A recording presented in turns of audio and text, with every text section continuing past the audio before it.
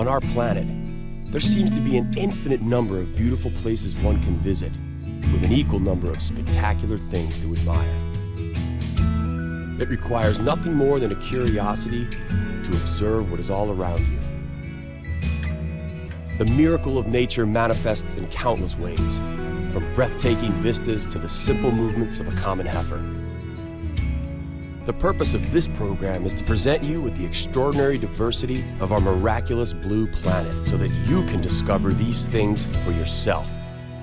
Today's journey in search of more miracles of nature brings us to the Masurian Lake District, which is an impressive water world in northeastern Poland. We will then trade in the cool Baltic region for the tropical Caribbean. Here we will prove that it would be wrong to link the Cuban province of Guantanamo only with the famous American naval base. To wrap things up, we will return to Europe's Mediterranean region to visit people of the Lipari Islands who continue to survive in the shade of ever-smoldering volcanoes.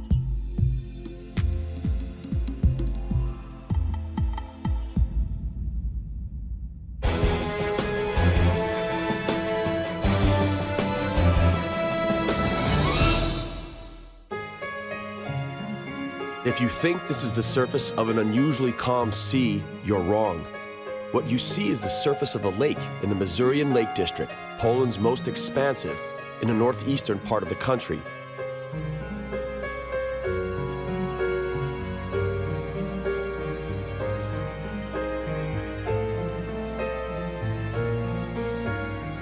It's a renowned destination for all those who love water sports, fishing, and hiking.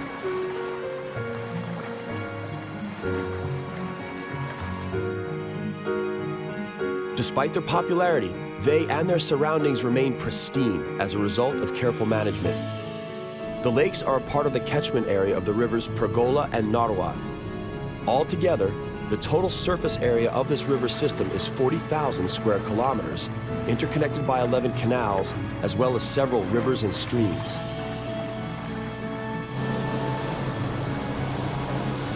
Water and footpaths lead through the Masurian Conservation Area, a home to the gray heron and many swans. A multitude of birds may also be observed in conservation areas on the Lake Kisano on the islands of the Nidzica Lake. The Dolpsk Lake serves as a cormorant reservation.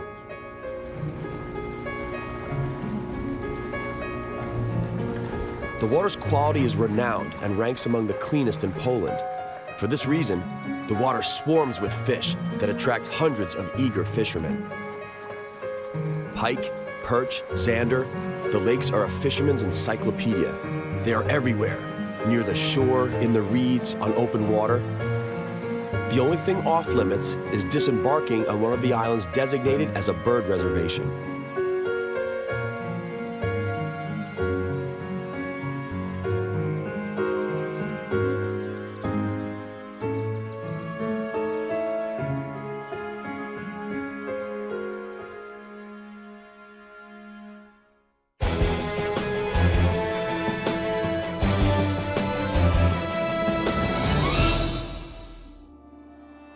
The beauty of the surrounding nature is in stark contrast to the reality that the northeastern part of Poland was an area once fought over by Prussia and Tsarist Russia. Its history is one of conflict and war. This half-forgotten German bunker is a reminder of World War I. It's almost been 100 years since it was hit by an artillery shell. The forest is struggling to hide its ruins, and with it, the bloody history of the Masurian Lake District. And there is still plenty to hide. The Third Reich headquarters for Eastern European operations was situated in these woods. It seems as though the concrete monstrosities resist the relentless flow of time.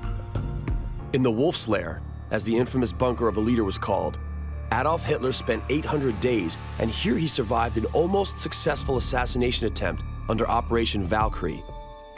The building where the bomb exploded no longer stands. The Nazis destroyed it themselves.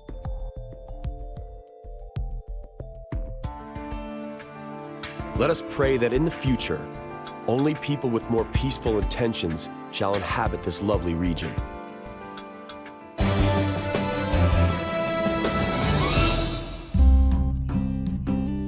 The Masurian Lake District is well known not only for its vital military history and its water world. The largest mammal of the old continent, the European bison, lives in local game parks. This huge animal is a relative of the American bison. Together, they share the sad fate of animals that were nearly exterminated.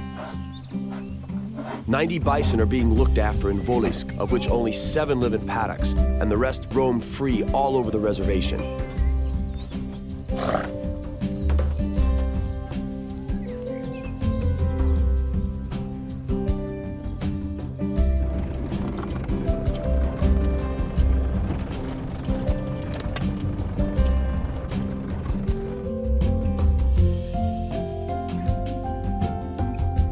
They seek out humans only in November when they can't manage to find sufficient food. Nature is preparing for the arrival of winter. Because the region around the Masurian Lake District is the coldest in Poland, life literally stops until next spring. It's high time then to find some sunshine, which ought to be easy in our next destination. Let's travel to the sunny Caribbean, to Guantanamo.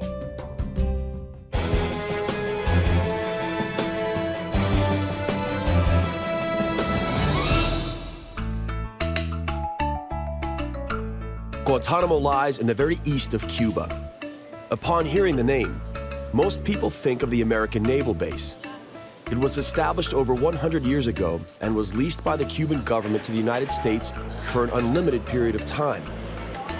Above all, Guantanamo is a province with a capital of the same name.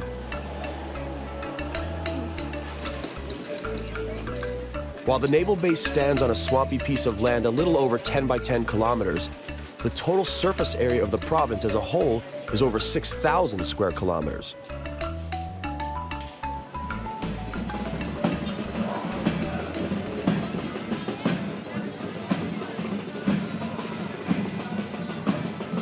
Around 500,000 inhabitants live here.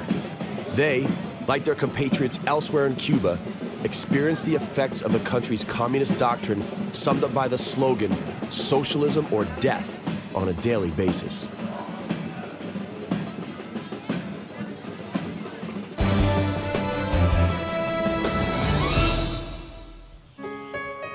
Cuba's original inhabitants, the native Indians, no longer live on this freedom island. Most were slaughtered by Spaniards and the rest succumbed to infectious disease. The last Cuban Indians lived at the end of the 19th century right here by the river basin of the Yamuri River. The river makes its way to the sea through steep rock walls, which at times rise 150 meters high. The resulting gorges are among Cuba's most romantic and picturesque natural sceneries.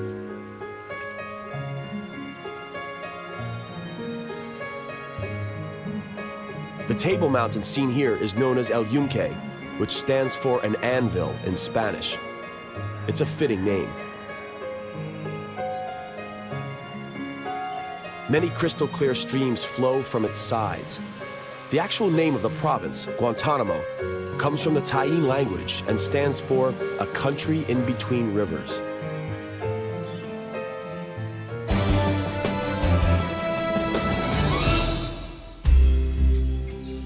Can you believe that chocolate grows in these trees?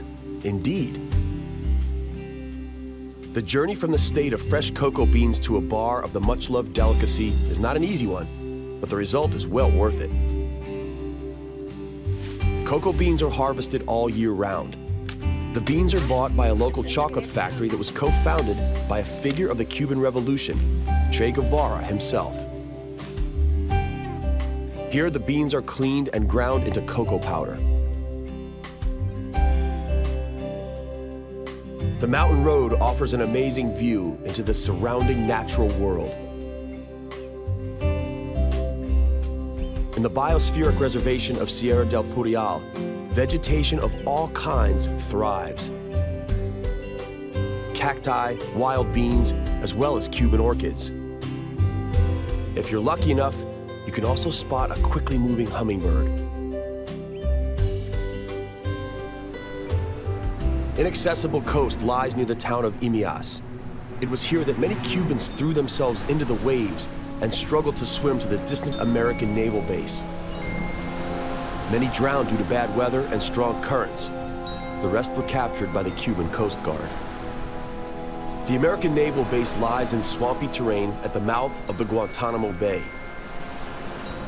The bay and its surroundings are no man's land. Regular Cubans are unable to approach the base due to barbed wire and blockades. Tension is in the air, but a truly fiery atmosphere can be felt on the Lipari Islands, lying in the shadow of volcanoes in the Mediterranean.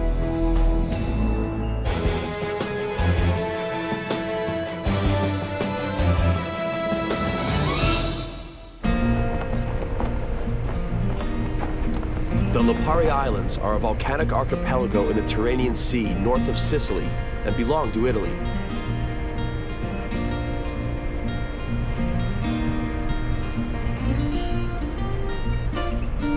The archipelago is made up of 7 large inhabited islands and 10 smaller uninhabited ones. The legend has it that the Greek god of the wind, Aeolus, once lived here. His name is recognized in the Italian name of this archipelago, Isola e Eolie.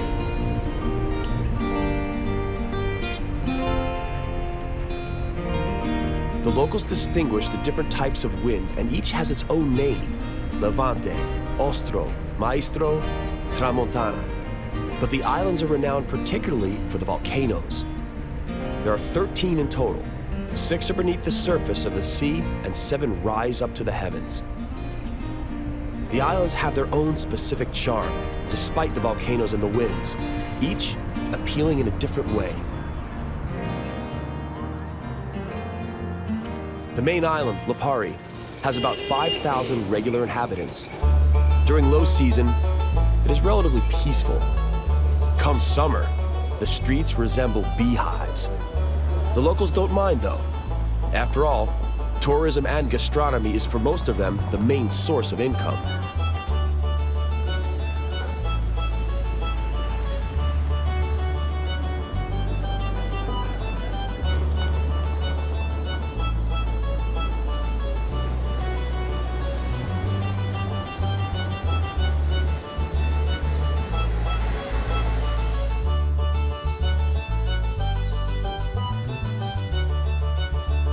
When it's time for siesta, the streets calm down, and tourists have the perfect opportunity to get to know the local architectural gems.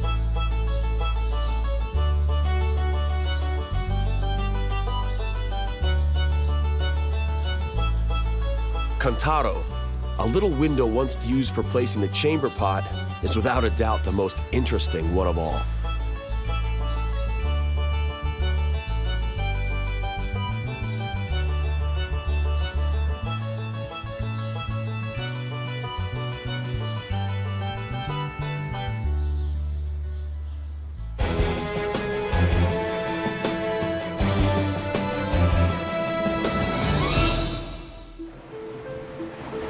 The Greek god of fire, Vulcan, is said to have lived on the island at one time. He supposedly worked in the Hephaestus forge. His helpers were the one-eyed Cyclops. The island is ideal for the observation of all sites associated with volcanic activity.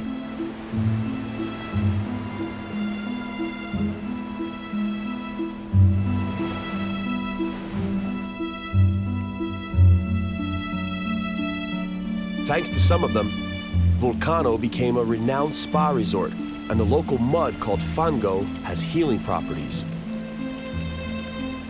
Even though it may look it at first sight, the water isn't boiling hot. It's just that sulfuric vapors are bubbling to the surface. It's these vapors that are known to be beneficial to the lungs, attracting people from near and far.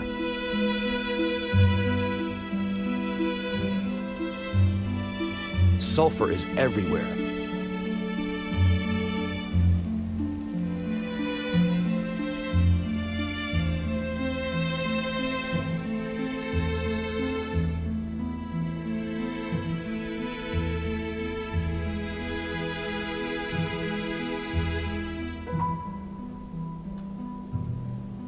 The locals are more concerned with the shortage of fresh water, though. It has to be brought over to the Lipari Islands aboard special vessels. It's then pumped into the central water tower from where it travels to reservoirs below houses.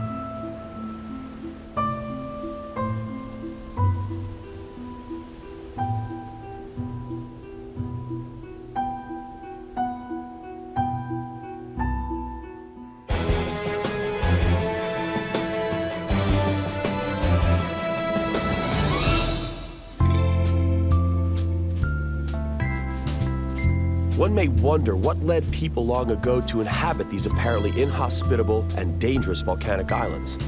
Some came because of obsidian, a type of volcanic glass that was used early in the Paleolithic era for making spear points and knife blades. It is actually sharper than the best-known steel and is used for cardiac surgery scalpel blades. Long ago, potter's clay was quarried here as well. The highest peak of the island is Gran Cratere o la Fossa di Vulcano, which rises to a height of almost 400 meters above sea level. Together with the volcano on Stromboli, it is a favorite among the tourists. Currently, it may be referred to as inactive, but the locals leave nothing to chance, and so have a monitoring system on its slopes.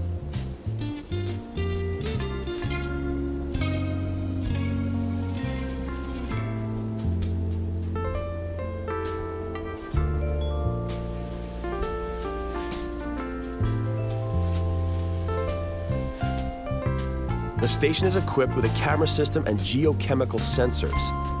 Volcanologists can predict a volcanic eruption 2 days in advance, and therefore can also warn against the danger of tsunamis. The decor of the monitoring station is quite stylish.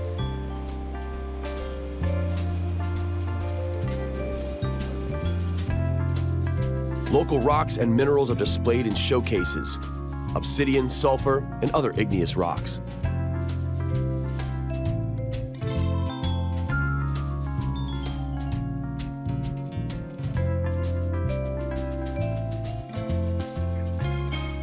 Life on the Volcano Island is not for everyone, but despite the potential danger, to many, it has an undeniable appeal.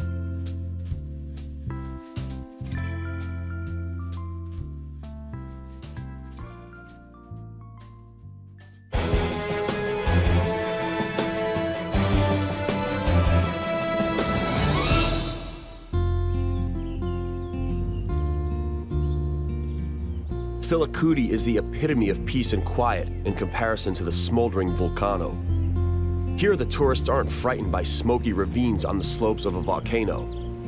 On the contrary, here they find true calm, interrupted occasionally by ringing bells in the local church tower.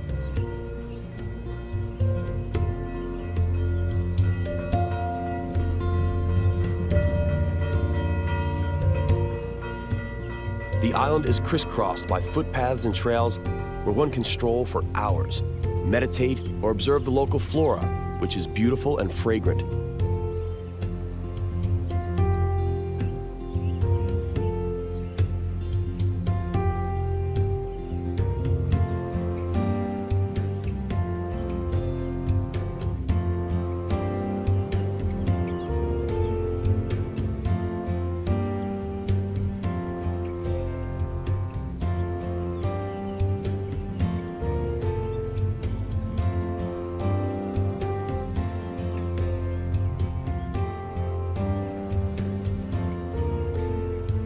It's a place where rosemary, sage, thyme, as well as wild pepper thrive naturally.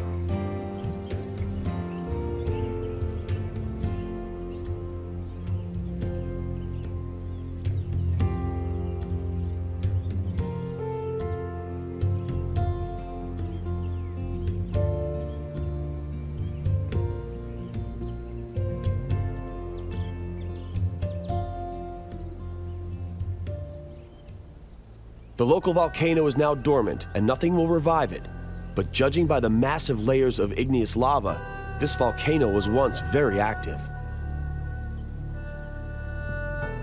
There is no longer any real danger of an eruption, but there are still places on this island where life hasn't fully resumed. The village of Zucco Grande was evacuated after the Second World War, and people are returning very slowly.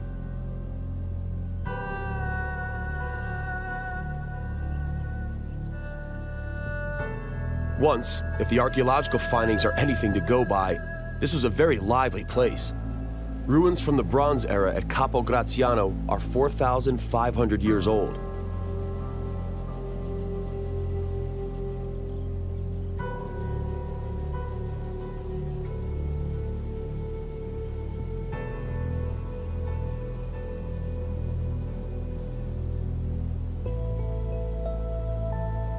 While the buildings succumb to the flow of time, the breathtaking vistas will remain forever.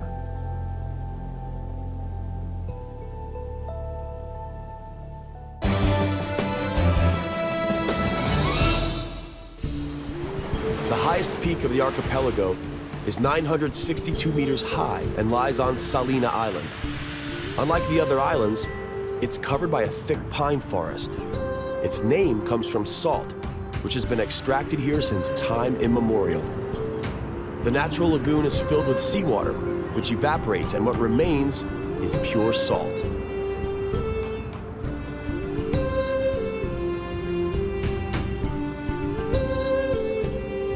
Malvasia wine thrives on Salina, and caper lovers will appreciate this island also.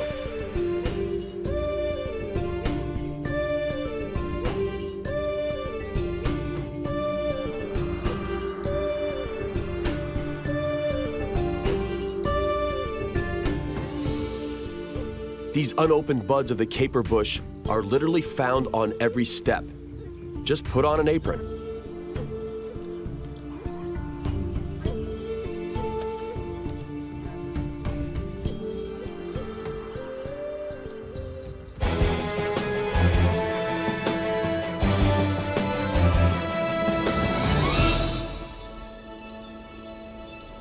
Each of the Lipari Islands is special in its own way. The most striking of all, however, is undoubtedly Stromboli, which erupts constantly.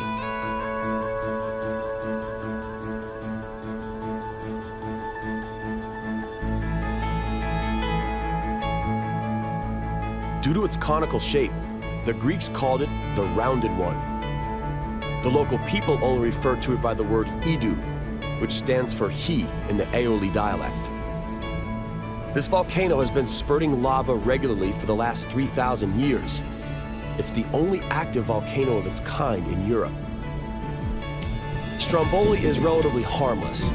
Its lava emerges at 400 degrees Celsius, but it usually flies straight up in the air and falls right back into the crater.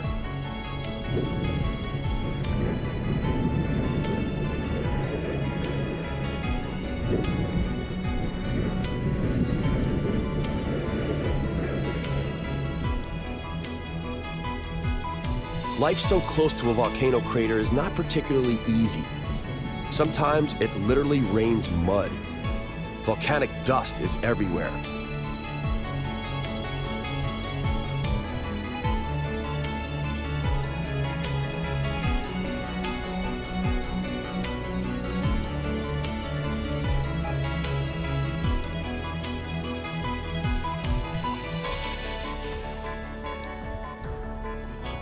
Life in the shadow of a volcano looks dangerous, and it can be, but it's also eminently interesting and ultimately beautiful.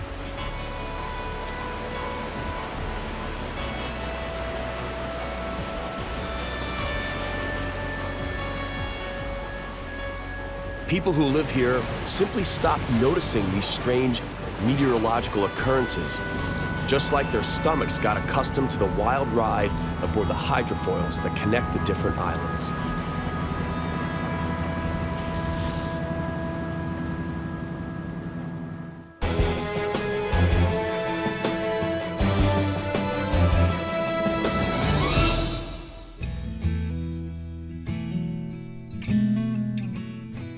Our journey to the miraculous nooks of our planet comes to an end for now.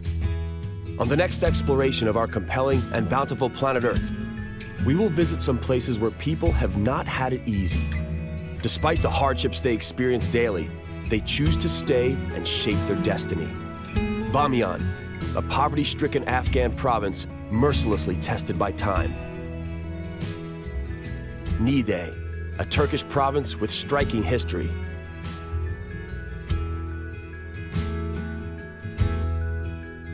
And Patagonia, the rough land at the very end of the world. That's all right here on Miracles of Nature. We hope you'll join us.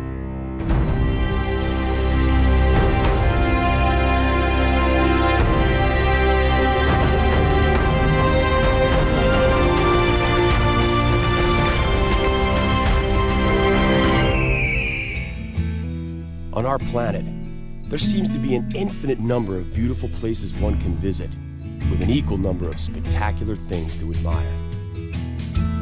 It requires nothing more than a curiosity to observe what is all around you. The miracle of nature manifests in countless ways, from breathtaking vistas to the simple movements of a common heifer. The purpose of this program is to present you with the extraordinary diversity of our miraculous blue planet so that you can discover these things for yourself. Today we will visit some places where people haven't had it easy. Despite the hardships they experience daily, they choose to stay and shape their destiny. Bamiyan, a poverty-stricken Afghan province mercilessly tested by time. Niğde, a Turkish province with striking history. And Patagonia, the rough land at the very end of the world.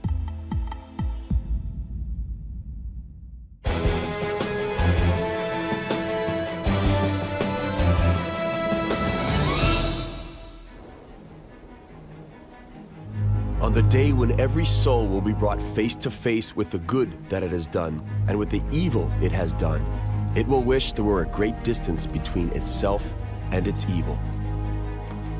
Bamiyan, the biggest territory of the ancient Hazarajat. It's an inhospitable land surrounded by the vast Afghan mountains.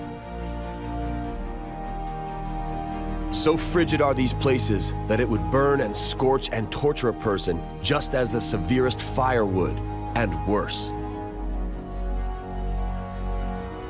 Since ancient times, people have lived scattered in majestic solitude, with only the silent elements as their witness in this beautiful, moon-like landscape.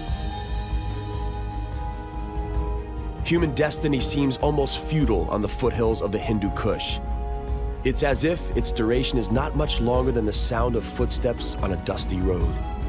Their echo is quickly lost within these silent mountains.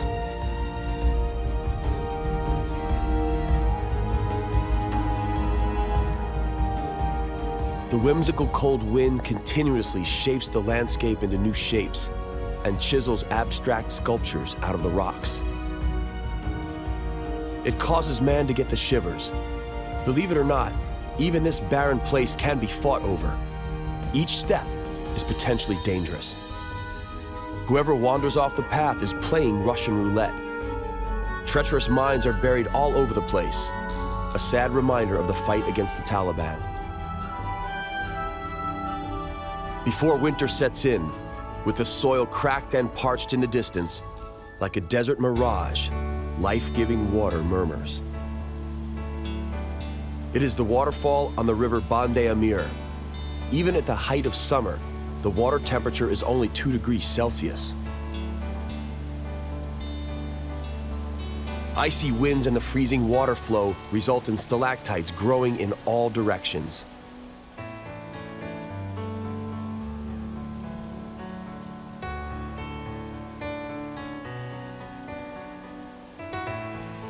The 6 lakes on the river Bande Amir create an 11-kilometer-long cascade.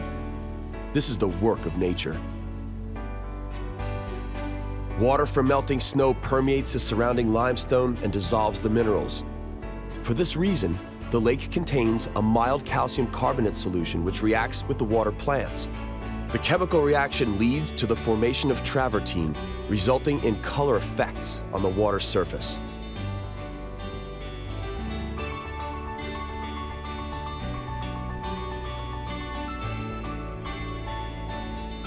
Each of the lakes ends in a natural dam overgrown with moss, over which the water flows toward the next lake. The current is at its strongest just below such a dam, and so can easily propel even a plunge mill.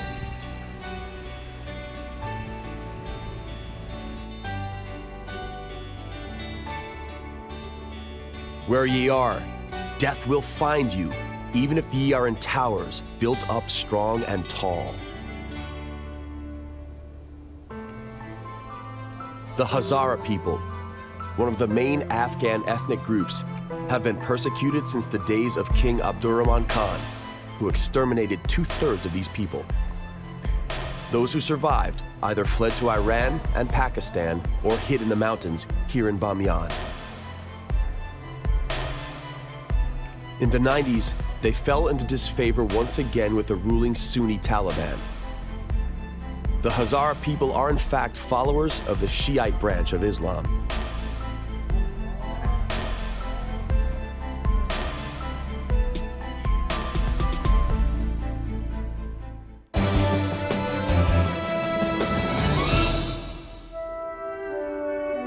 Dawn is breaking over Bamiyan, the province's capital. People rush to work and do other obligations through the early morning mist.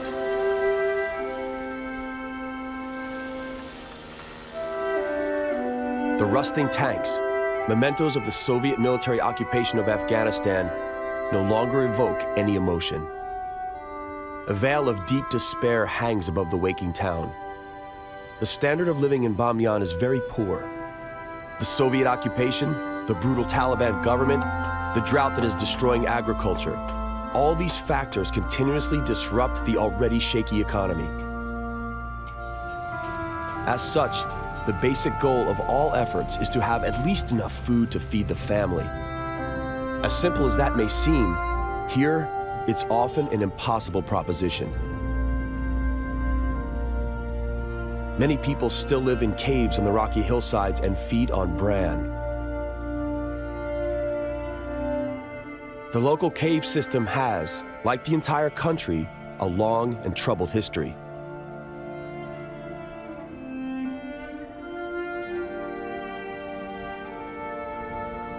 Children. Despite their unfortunate fate, they amuse themselves just like their kind anywhere else in the world. Perhaps they have a better future in store for them. Let's hope so.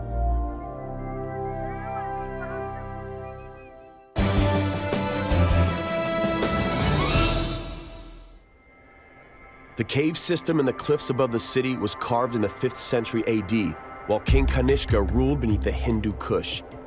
One of the many roads the Silk Route consisted of led through this valley from the Far East. Even earlier, 2 giant statues of Buddha were carved in the rock by order of the king. The little Buddha measures 35 meters and the big Buddha 53 meters.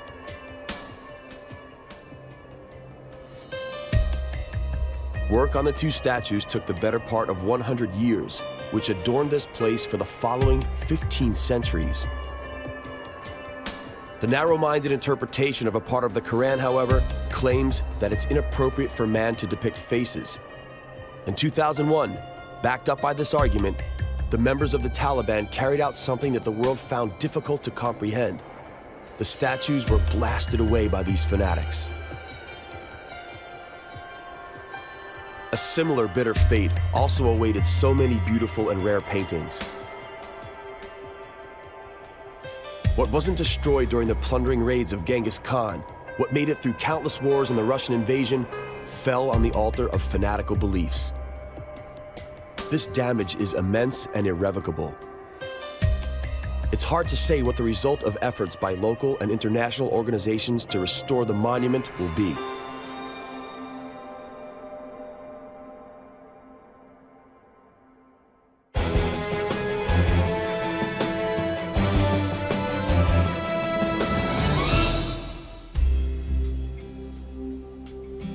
Far out to sea, the capital no longer in sight. Not Europe, not really Asia. A forgotten region of farmers and amicable villagers. Also, the potato storehouse of Turkey. This is the province of Niğde. The Eolie ravine winds like a 16-kilometer-long incision through the surrounding countryside. A vast grove of poplars reaches to the sky like green arrows.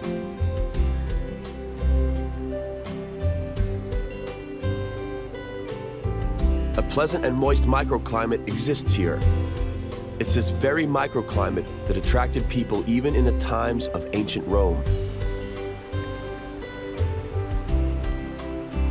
The gorge boasts a number of very unique curiosities. The weeping trees, willows in particular, are one source of them. They produce so much sap that it seems to drip out spontaneously.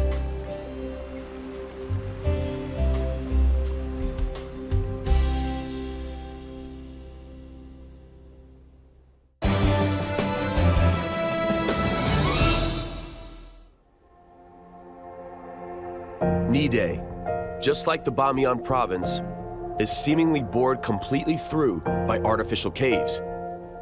Here, however, there are increasingly more deserted rock monasteries and churches on top of it. The Byzantine monastery of Eski Gemüsler, which stands for Made of Silver, is impressive. It's set in a 15-meter deep square shaft.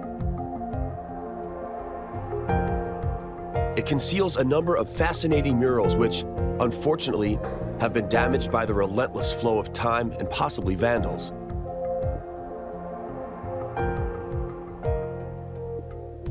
In addition, it boasts a perfectly preserved three-nave church depicting the Virgin Mary with the baby Jesus.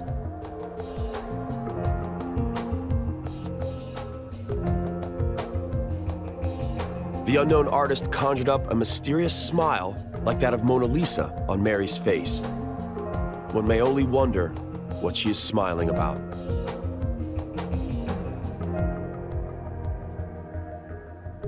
In the eastern corner of the Eolie ravine lies the parish of Salina that abounds in strange rock structures and stone pyramids that are inaccurately referred to as magic chimneys for lack of a better name.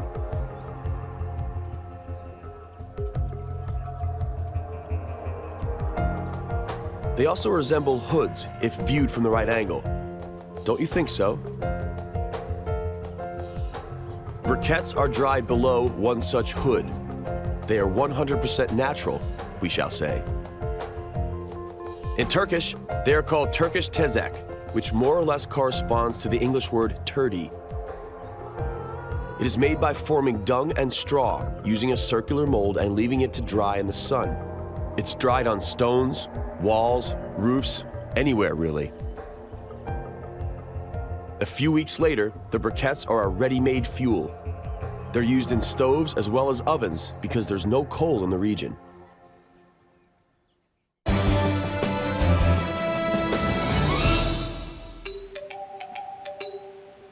Today, as in Roman times, water is a strategically important resource in this region.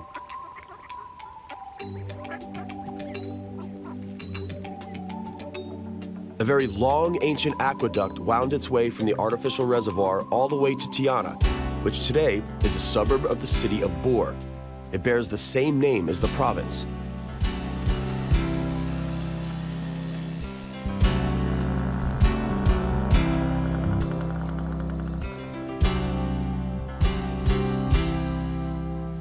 This is the impressive mountain range of Aladaglar in all its splendor.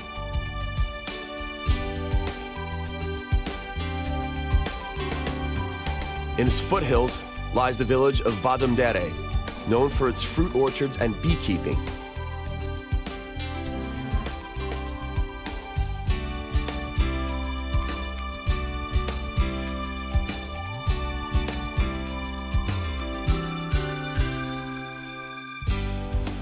Several icy streams flow from the mountains, ensuring that the foothills are very well irrigated.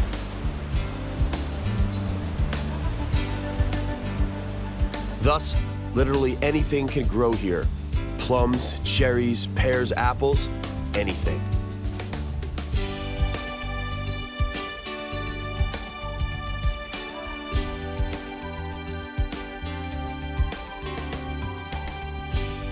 The rough terrain below the Tsukurbag mountain is a temporary home to nomadic shepherds.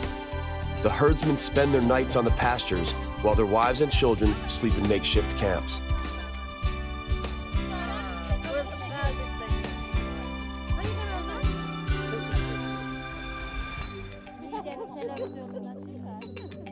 It's only a temporary arrangement, but it's well equipped.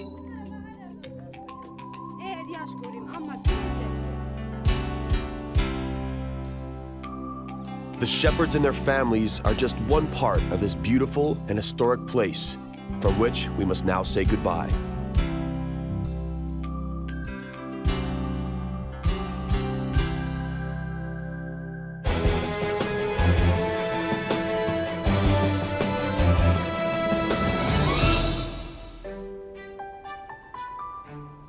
From Turkey, we move to a place known as the end of the world. And no wonder. Patagonia, a virgin land at the very tip of the South American continent, consists predominantly of seemingly infinite distances over which beautiful flocks of flamingos soar.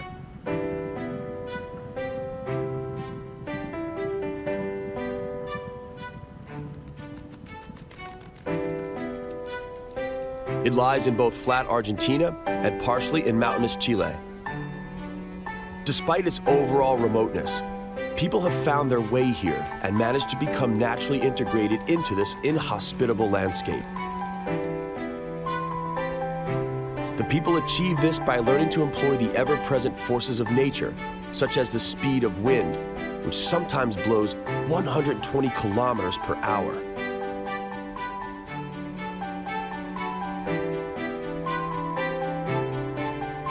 This country at the foothills of the Andes, at the very end of the immense plain, is inhabited by descendants of early immigrants who live in the Pampas, just like their grandfathers once did.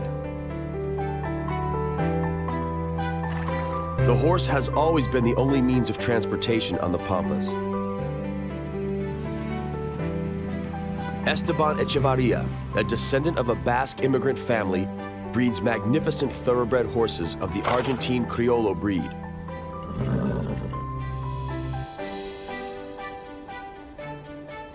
He owns dozens of them, and surprisingly, complains of a lack of space. Apparently, he only inherited a mere 2,000 hectares from his ancestors. This is something difficult to imagine people elsewhere lamenting.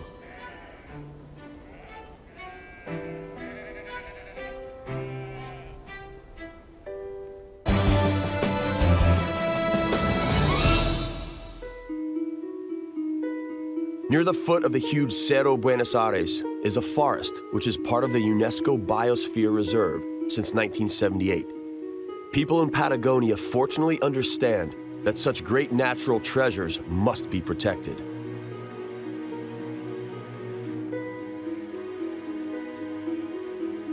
The famous Chilean poet and writer Pablo Neruda wrote, "Whoever has not seen the Patagonian forest does not know this planet." He was right. The atmosphere of the forest is truly unforgettable. Mainly the long-lived Nothofagus, a distant relative of the beech tree, grows in this forest. Indians used its bark to manufacture their canoes.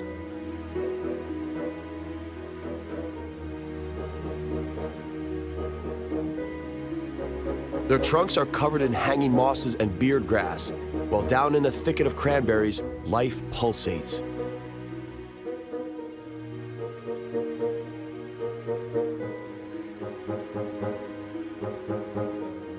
This lovely area on the Argentine-Chilean border is called Calafate. The name apparently comes from these pink berries. The local people believe that whoever have some are sure to return here.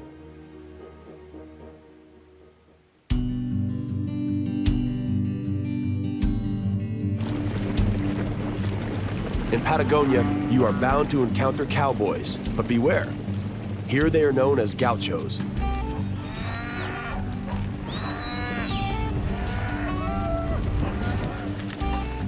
This is Facundo, who looks after 400 head of cattle. All he needs are 2 horses and 10 dogs as helpers.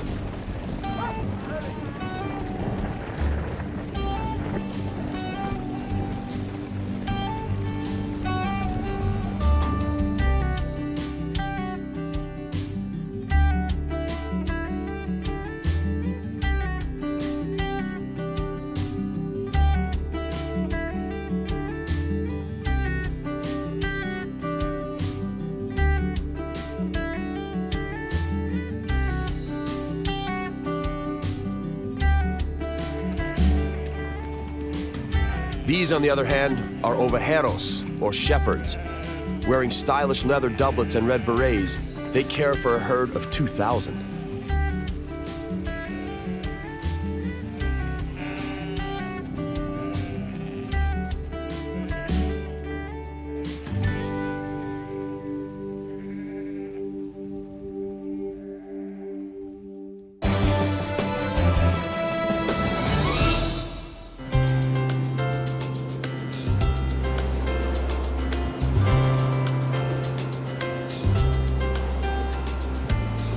The Strait of Magellan, at the southernmost tip of South America, connects the Atlantic and the Pacific Ocean and separates the mainland of South America from Tierra del Fuego.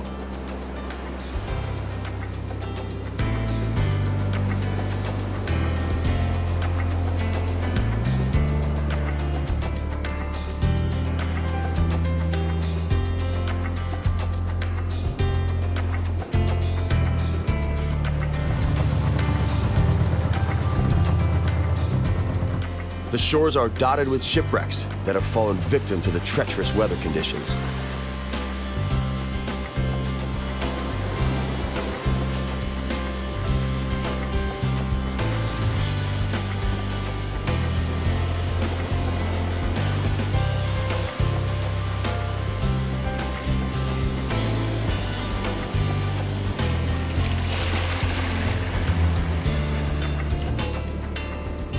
The strait was named after the Portuguese explorer Ferdinand Magellan, who, in the service of the King of Spain, was the first man to ever sail through this strait during his round-the-world voyage in 1520.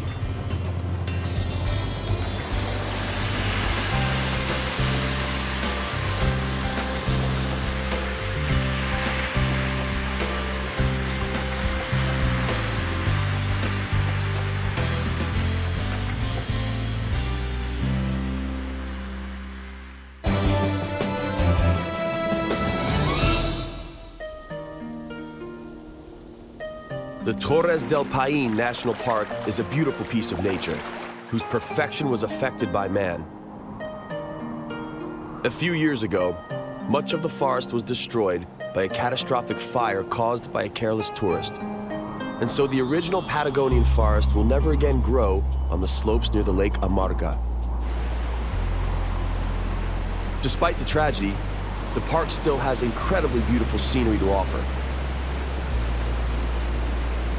An example is the Rainbow Waterfall, Salto Grande, near the Lake Nordenskjold.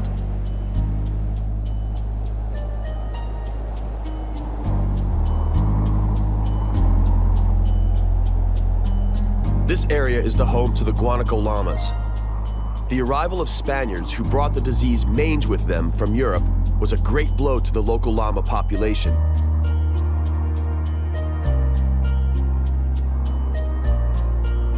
The guanaco llamas fortunately survived, and so we may still admire their romantic courtship dance today.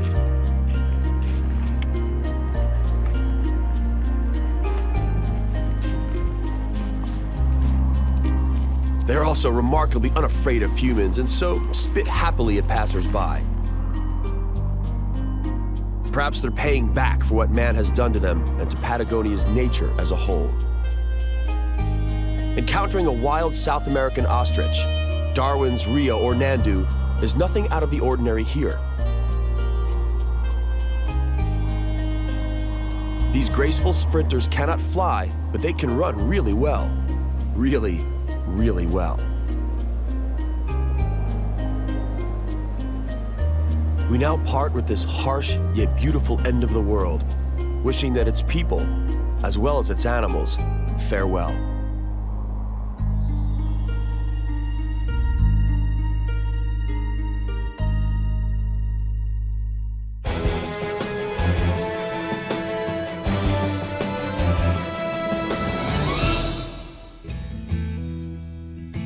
Our journey to the miraculous nooks of our planet comes to an end for now.